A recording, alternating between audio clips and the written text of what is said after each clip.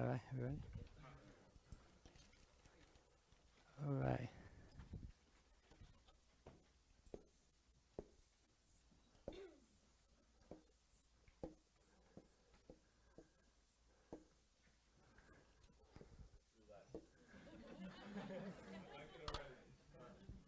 Get the lights.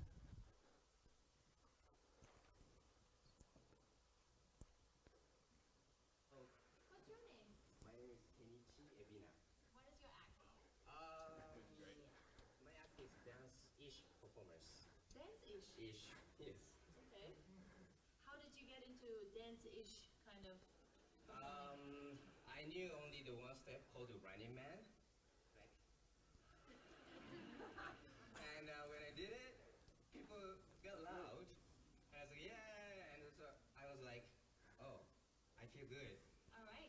Good luck. Thank you.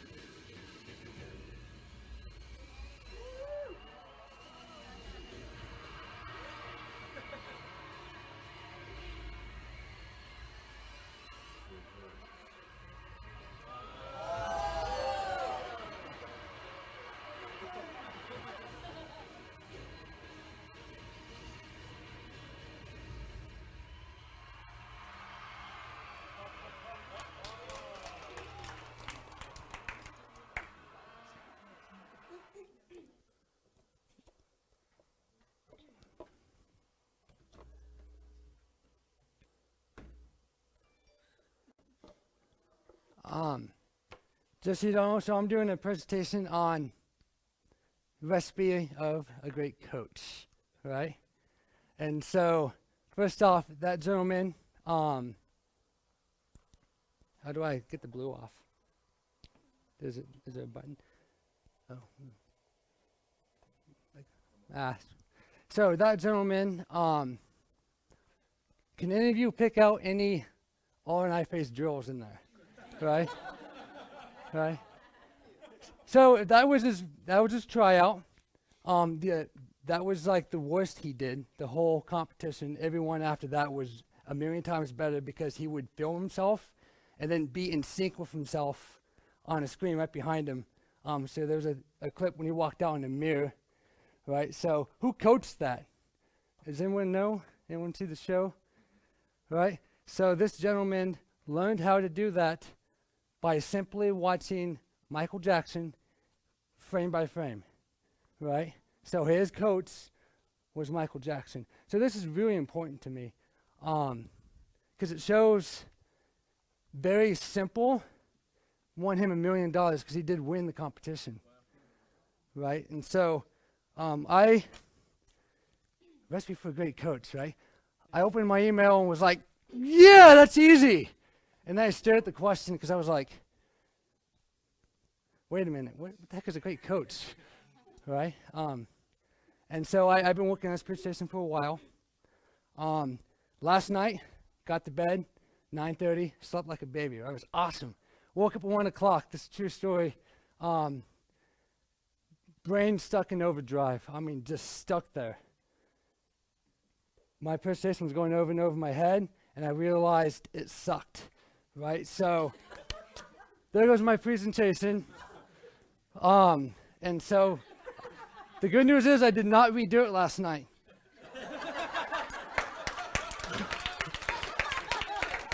I'm gonna redo it right now. So,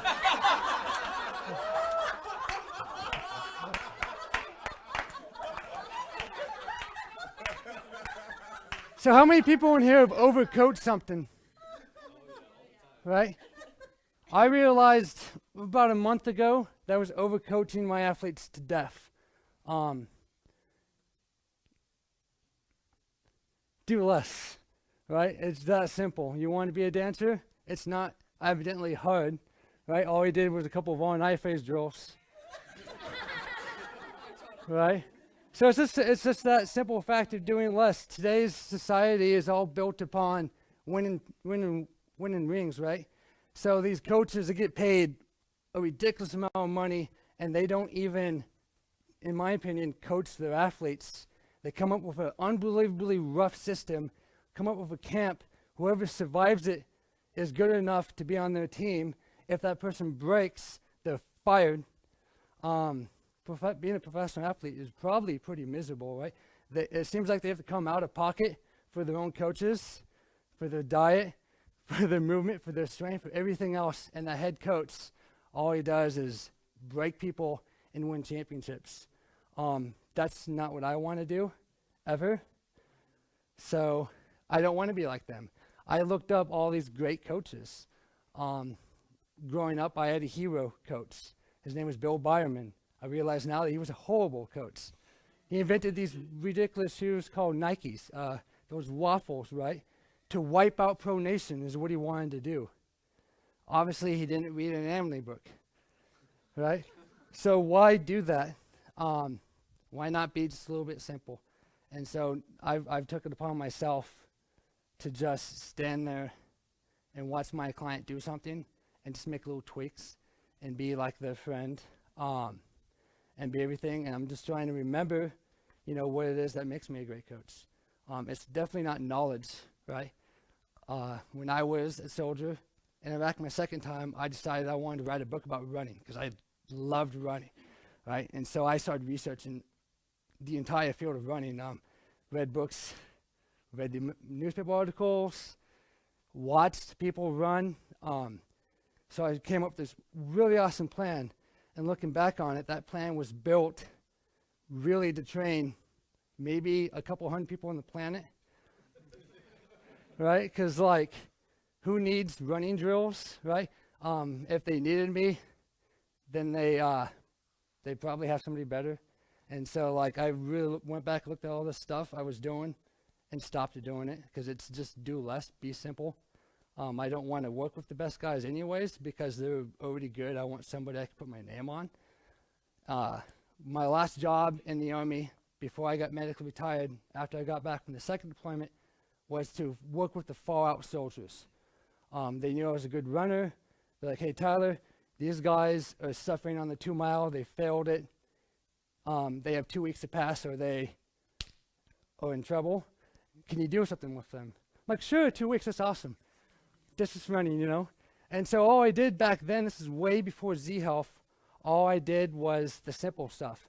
They never ran more than a mile with me, training for a 2 mile kind of run, right? All I did was simple stuff. Even back then, I was right on what Doc Cobb was talking about.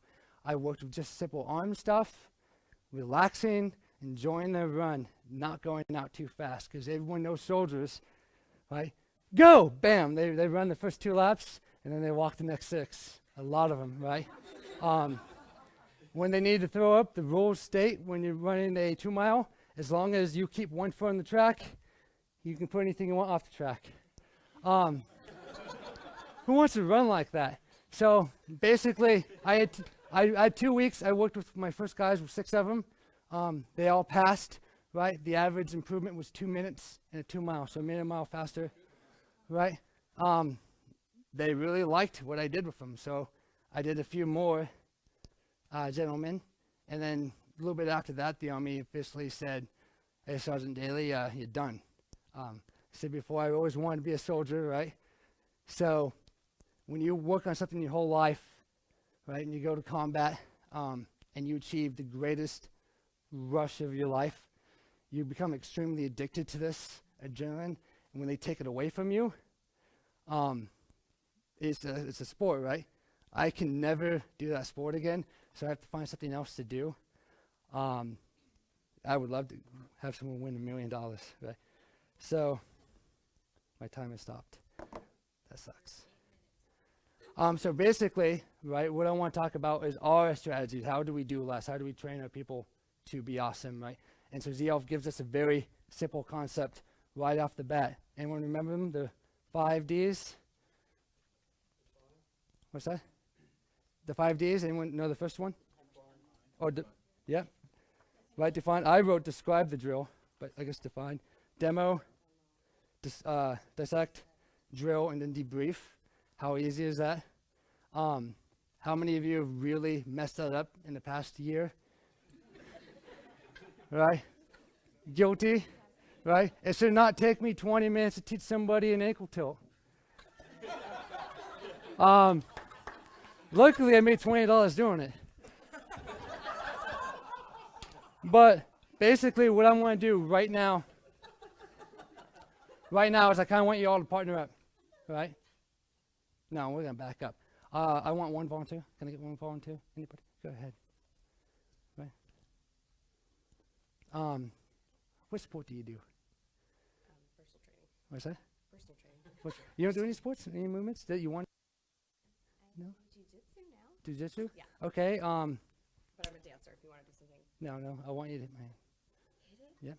Oh, I don't. Go ahead. Be okay. Harder. I don't All right. want to. Harder. There you go. Harder. All right. Arches and angles, real quick. What can I make it better in? So come all the way out to full contact. Thoracic? Okay. I know I can do a pegboard into it. There we go. Thoracics. Oh. Right. And so again, I love this concept that Doc Dobb teaches us because any athlete can be better. And so he doesn't. I'm not going to make her hit me hard. Although it's okay because I don't have much feelings in my hands anymore. I'm just trying to remind you guys, like, when you pick a partner, when I come over there, your partner's going to say, I want to do this, or you're going to say, let me watch this. You guys remember the drill, right? It's too easy, but I really want you to think about trying to make them better with doing less. So one drill or less to make them really better. Let's give it a shot. So go ahead and pick a partner. Let's come over.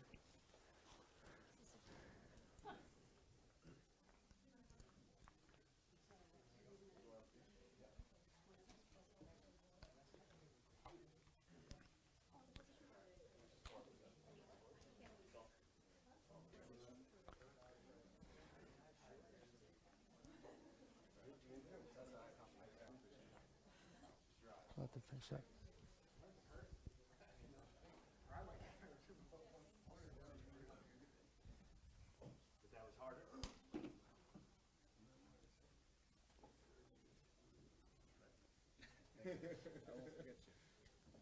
So how many people did something really cool in like a minute or two?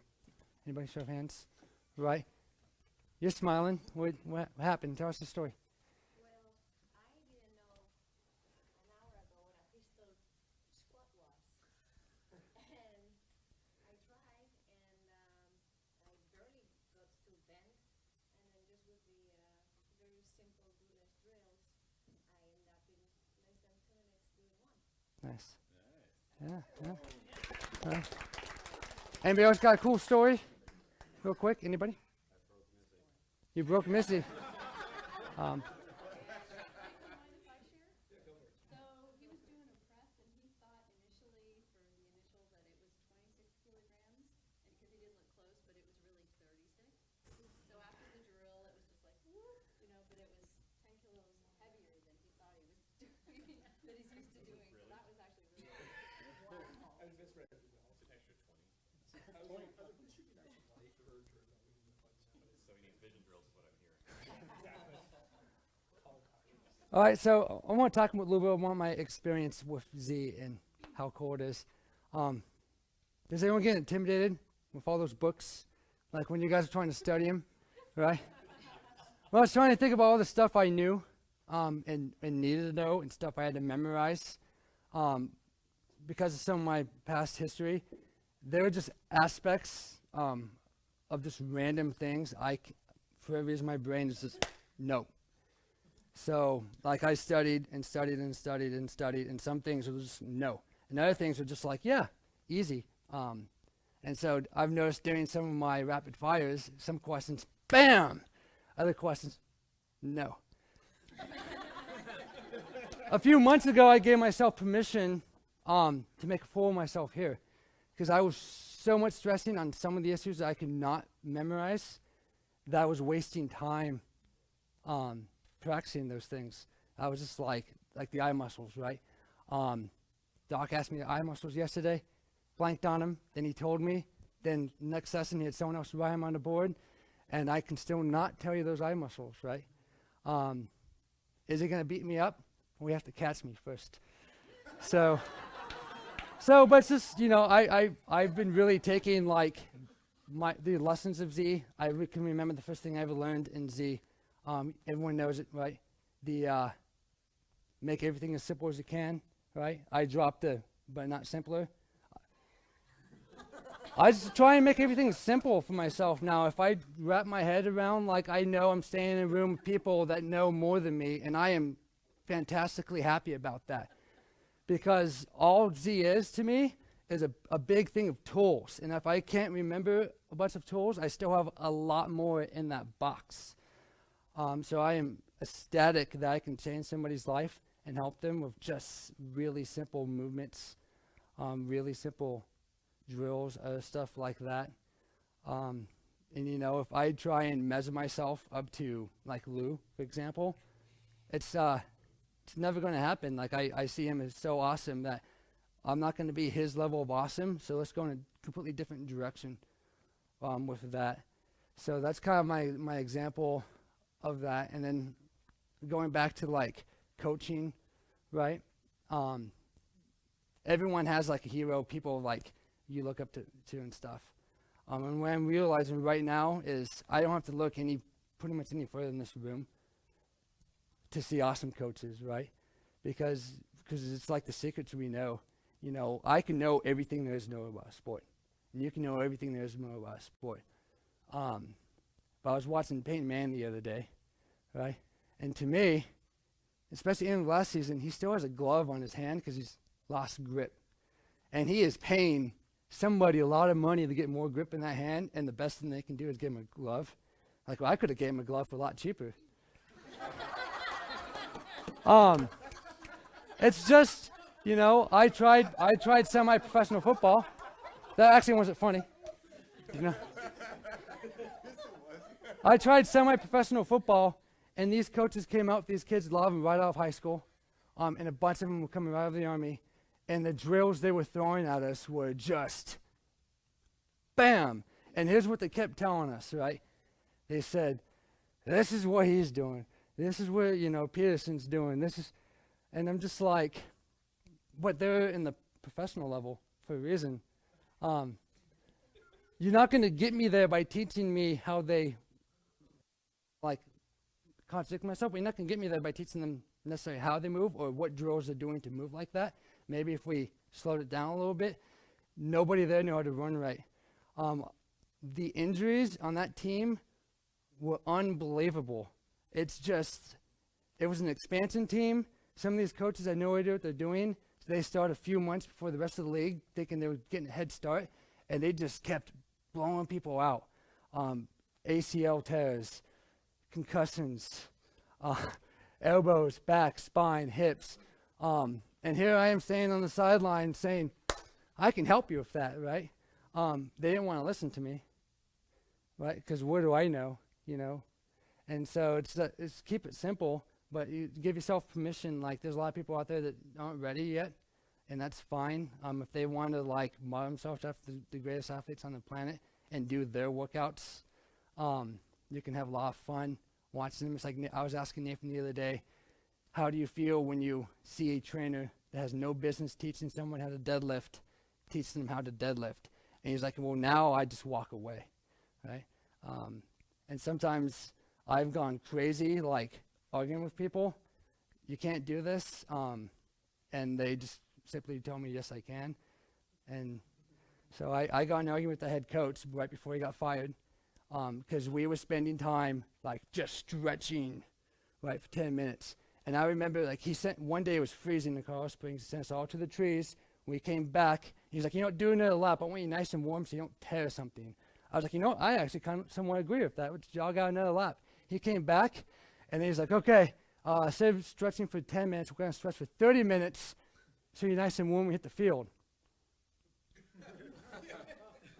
It was 30 degrees outside, right? So I came up to him, and I said, well, I don't necessarily believe in this. I don't think we should be stretching, period.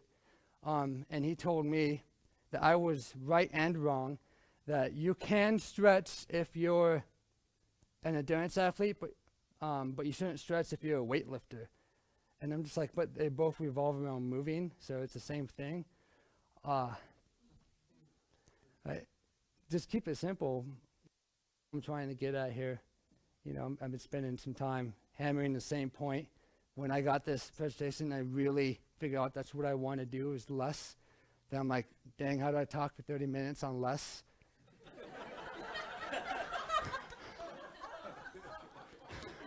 That is why I got rid of that, because I had so much statistics, and I had so many.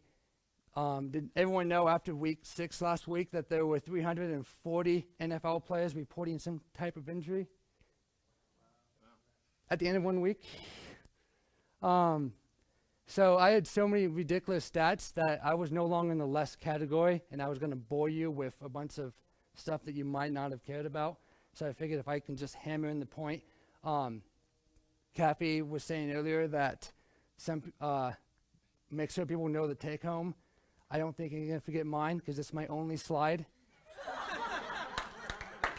Right? So if you can just remember one thing, here in like next week or so, you guys, most of you, you're going to have that MT certification, right? Titles mean nothing if all you have is a bunch of broken athletes under you and one trophy over your head, right? They really do mean nothing, and I found that out when I was at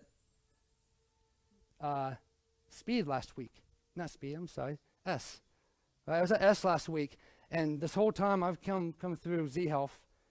I've been that quiet dude in the back waiting for a partner. A lot of times I didn't get a partner, I should have stood there. Nobody loves me, right? Sad. Which I was fine with because I have some issues with people. But then I came to S last week, and they made a big deal about announcing the MT trainers, candidates, the MT candidates in the back. And wow, all of a sudden I was popular, right?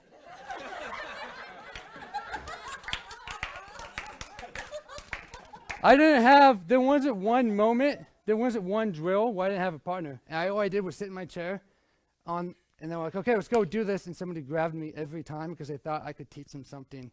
The joke was on them. So, no, it was a lot of fun. Now I know, it gave me like some of these guys' experience, because I know the first time I met Lou was in Denver, and I don't think he had a bathroom break. Because every break, somebody was like, oh, teach me something. And it's just like, you're at a class with all these cool trainers. How about they teach you something? I love being in this room because I know I'm going to fail and fail and fail, and that's a good thing, because during his rapid fires, every single time I failed, I had an MT candidate right there to be like, we got this, right? Yesterday, I was having a mini panic attack, and Micah saved me, right? Dr. Cobb tried to, made me feel worse.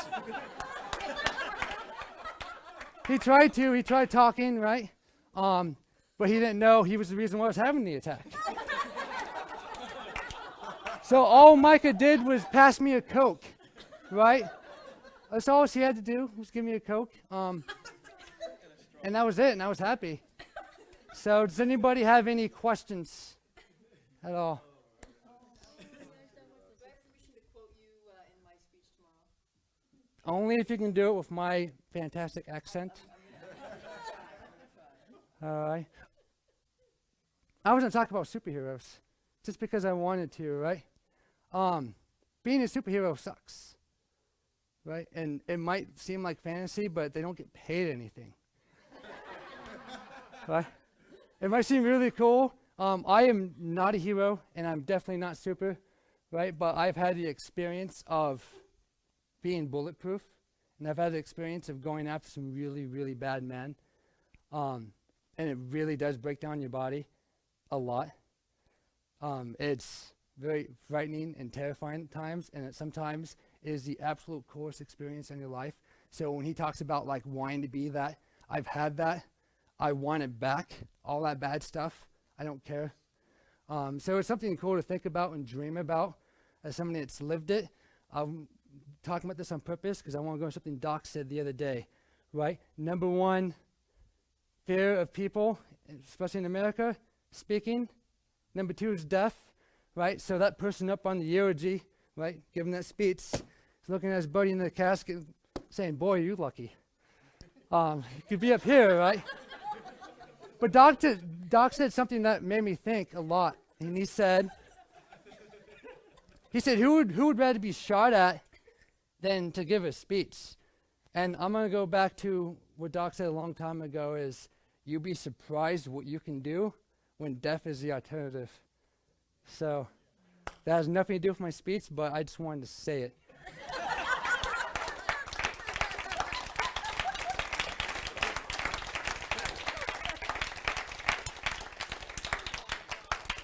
So questions? More questions? Anybody? Sweet, I don't like talking anyways, Pat. So, Tyler, with when you coach last, right? Yeah. What are you looking for in that athlete? In the athlete? What signal are you looking for to? Normally? This is a good question. I like this. Right? I know when I'm talking at an athlete, they start going like this. Over the past year since I've been an MT candidate, I realized the trend was going on. I was having less and less success. But I was having more and more tools and less success. And it was like, so I started coming up with more tools and more tools. The best athlete I ever had in my life, there was this kid playing football, right? The only thing I had to teach him was a couple of eye drills, and his mom called my wife and said, what did Tyler do to Tanner? He's an animal now. That was a very simple drill, right? So I remind you, who's seen someone's life change with one drill, right? And how many drills do you throw at a client sometimes in one session? Right? Right? And I'm not saying it's wrong at all, but I'm saying like I've gone into these shops to get my car fixed, and they have all these tools, and I have never seen a mechanic come at my car with more than one rinse. So any other questions? I'm running out of time. Any other questions?